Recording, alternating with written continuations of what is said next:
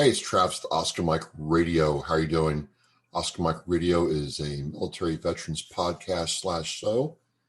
And I talk about military stories, military events, military history, veterans in action, advocating for other veterans, their own nonprofits, business, what have you. Thank you so much.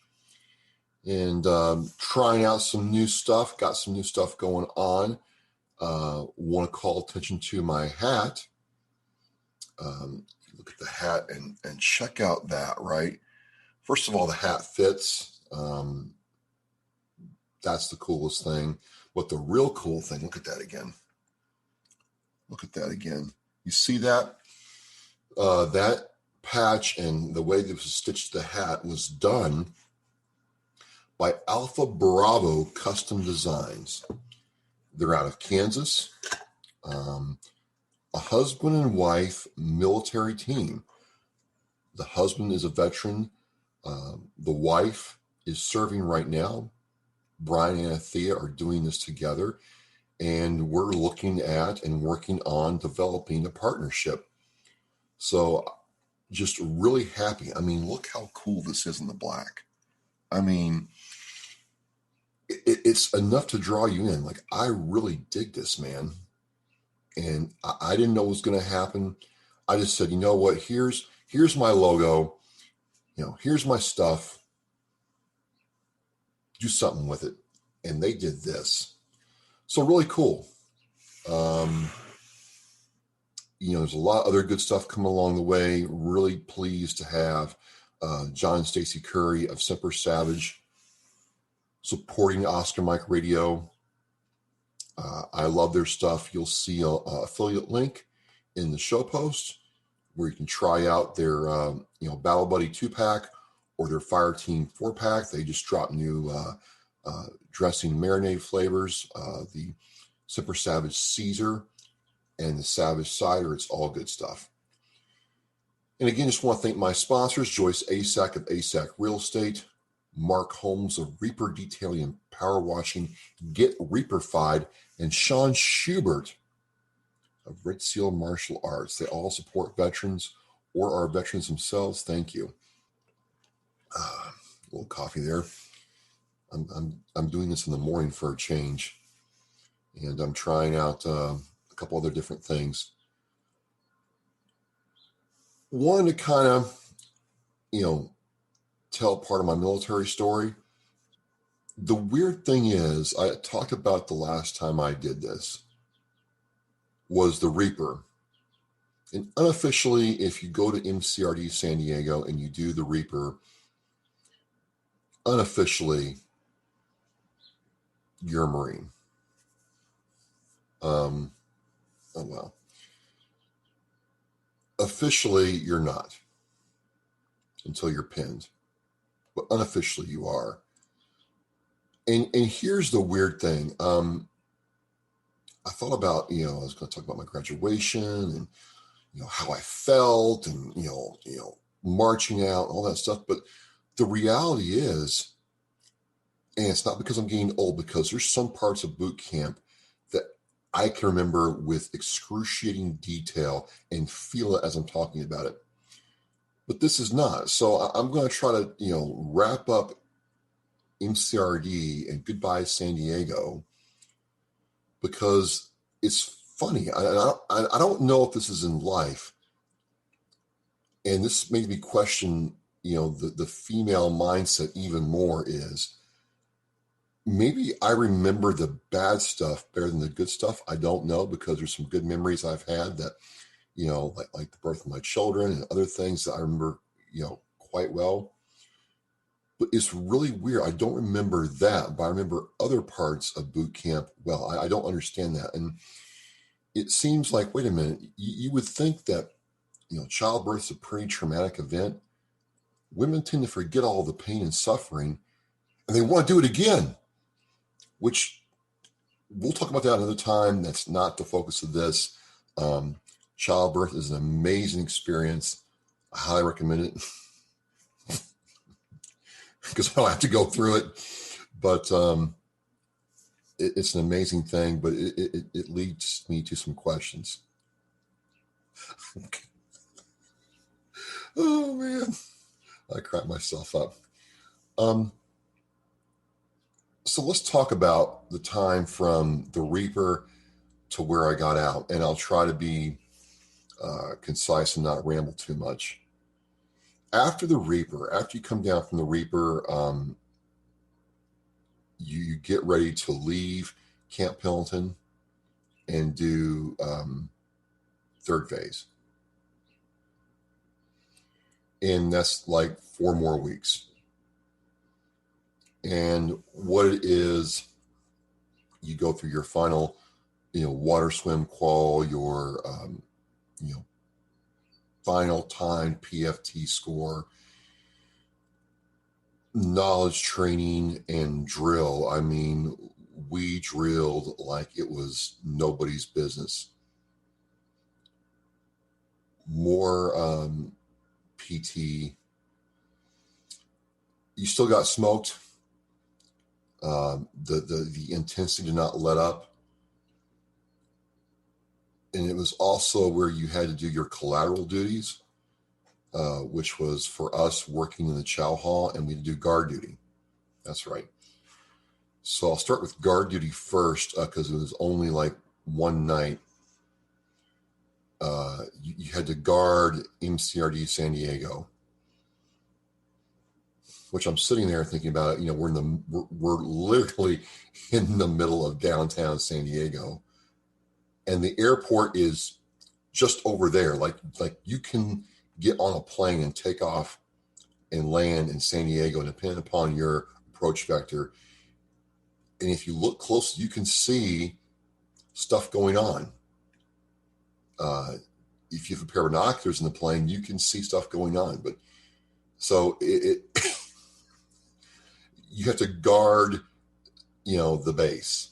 And so I got to guard it was some storage shed.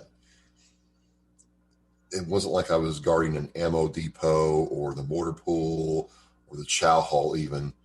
It was like shed, at building, 2146 Yankee -Y or something. I don't know.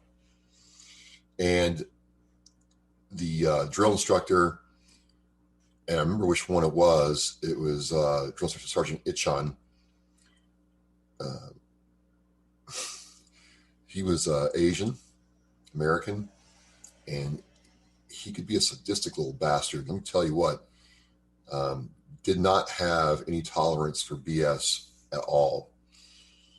And he was one of the juniors, one of the heavies, and he relished his role. But he took me out there and, in with the accent and everything, said, you're going to start here, walk down there and walk back, rifle over your shoulder. And when you're approached by the series drill instructor or the, company first sergeant, make sure you sound off. And it was from like midnight to, 2 o'clock in the morning, because they had to cycle a lot of us through for this, guard duty. And I remember this, where it's 2 o'clock in the morning and it's quiet. It's one of the few times, except for the planes. Even the planes are kind of quiet because, they didn't run all day long. It was from about 05 to 10 o'clock where the planes were just taking off all day long from San Diego Airport. So it was quiet. There's no running going on, so there's no cadence being called. There's no drill going on, so there's no cadence being called. There's no recruits signing off. It's as quiet as it's going to get, at that time. And so, I'm walking, and it wasn't 100 feet. It was maybe like, 50 feet. My rifle's held over my shoulder. I'm, left, right, get to the point, had to do an about face. turn around, walk back. And you couldn't really, for what I was doing, you really couldn't stop. There was no break. You didn't have to run, but for what I was doing, you had to move.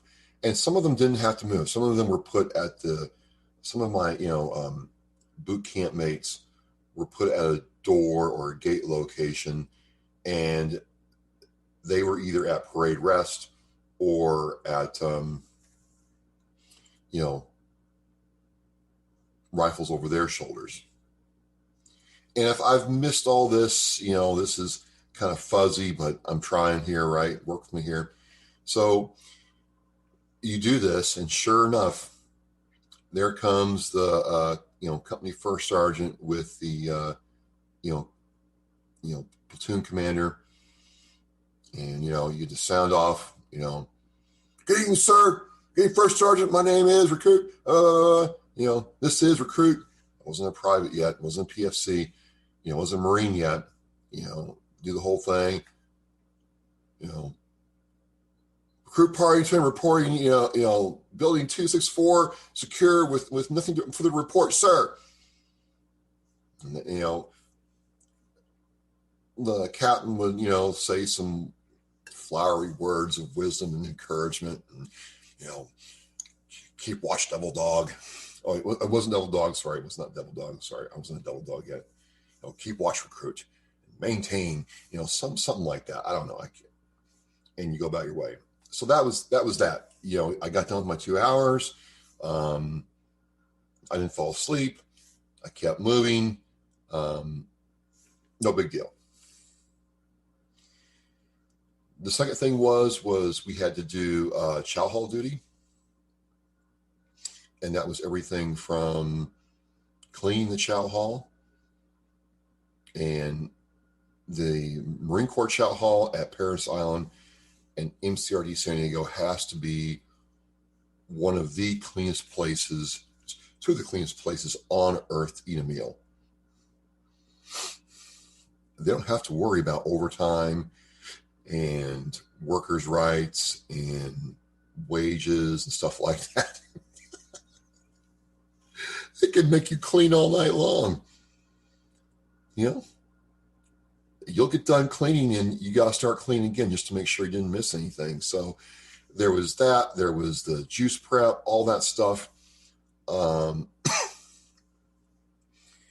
didn't want the pot shack. That's where they put people who either irritated the drill instructors. There's a couple guys in my platoon who endeared themselves to the drill instructors greatly with little shenanigans they pulled. They got put in the pot shack, and basically it's a sauna where, you're doing industrial class washing of pots and pans for food prep. We got to work the dessert line, which sucked because, I was a diet private. I went to boot camp weighing like 205 pounds from weightlifting and everything. And they said I was fat, and that's a different story. I didn't get into that, but it made dessert duty all that worse because, there's all my other little skinny Marines, helping themselves to an extra piece of chocolate pie. And I didn't have any. I had done really well. I did not, mess that part of my training up. I lost weight. And, got down to the Marine Corps number, which is for my height and build is 173 pounds, which, no wonder your mom looks at you as if you're, what did they do to you when you were in? I looked emaciated. I did. Anyway, so I did the kitchen duty for a week. More shots. Everybody wonders why I don't like going to medical, why I don't like getting shots. Well, the Marine Corps did not help that. I didn't get over that. And I'm like, what the hell they put in my body? And then more drill. And one of the things is the funniest thing. is you had to arrange your leave time. After boot camp, you get a maximum of 2 weeks leave. You can take up to 2 weeks. And 90% of guys go home. I didn't go home. I didn't see the need to take 2 weeks off. I'm like, it's not going anywhere. It's going to be there regardless if I take 2 weeks off or not. It's going to suck one way or the other. But I was told at the time, we graduated Marine Corps boot camp, and then because I was not an infantry MOS, I went to what's called MCT, or Marine Combat Training, right back up in Camp Pendleton, not too far from where we did in San Onofre Valley. I forget the actual post name in Camp Pendleton, but it's right by the School of Infantry. And I'll get to that later because MCT was pretty cool. But I'm like, it's not going anywhere. I got to do it before I get to my MOS. Let's just go. So I'll get in that next time. But I didn't go home. And the funny thing was, none of the drill instructors or the platoon commander, his name was Lieutenant Russo. He was an artillery lieutenant. None of them liked that idea at all. They were not wild about that at all. But here's the thing. I might have been little Private Partington, but within reason, I could do what I wanted to do, even though I belonged to Uncle Sam. So it's just told me that, if it's making them uncomfortable, then it's definitely something that I need to do, because I get to have some control over my future. Yeah. So I made arrangements to stay at a little hotel in San Diego, had transport lined up to pick me up because I like San Diego. I wanted to see it. It looked pretty beautiful in the little sneak peeks as I was going up and down to Camp Pendleton and back. I'm like, this is a place I want to check out. The weather's fantastic. Girls must be pretty. I wish they all could be, right? I want to check it out. And there was other things too, but I wanted to, immerse myself in a different culture and experience for a little while with no one telling me what to do. And that's what I did. And they were not happy about it. I mean, they weren't happy about it, to the point where I got a call at the hotel from some, duty NCO, making sure I checked in.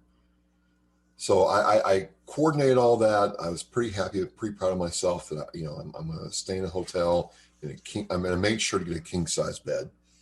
I want a king-size bed. I didn't care. I want a king-size bed.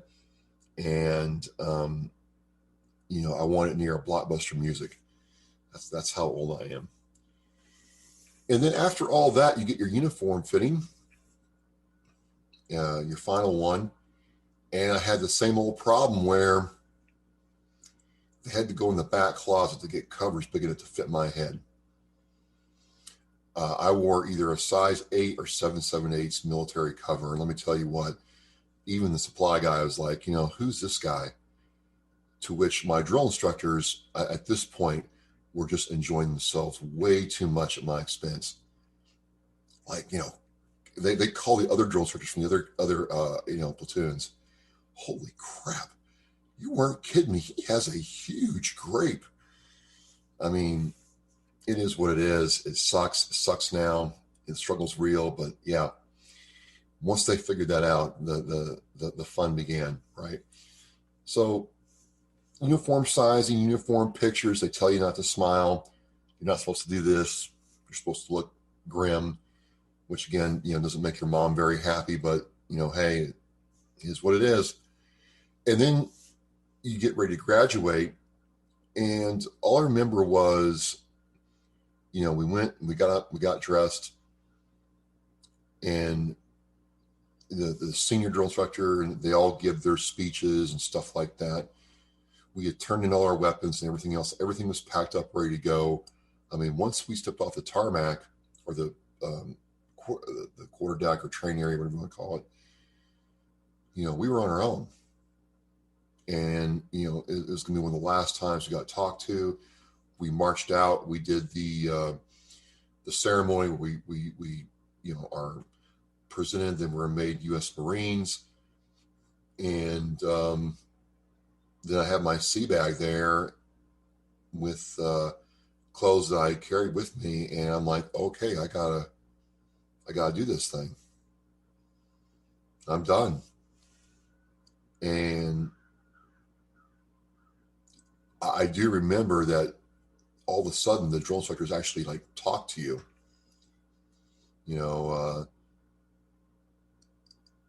crack jokes with you and welcomes you aboard. And, I thought I'd made it, only to find out about, a week and a half, 2 weeks later that, okay, you've gotten over one hill, but being a private doesn't afford you any kind of additional real respect. You're right back at zero again.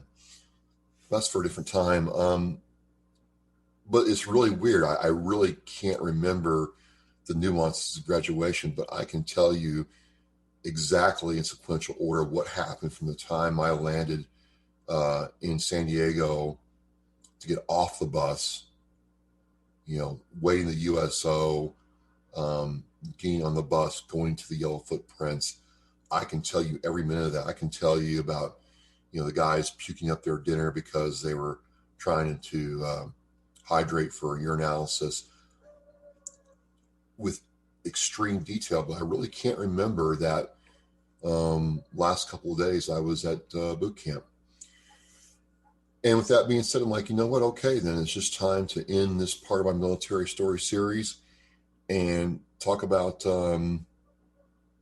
what I did between boot camp and MCT next time.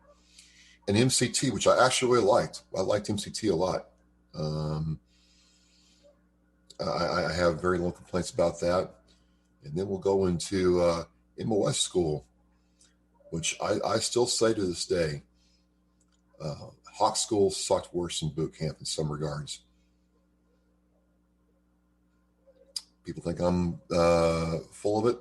Some of my Hawk classmates might agree. But for us, it was not a fun 4 months. Just wasn't.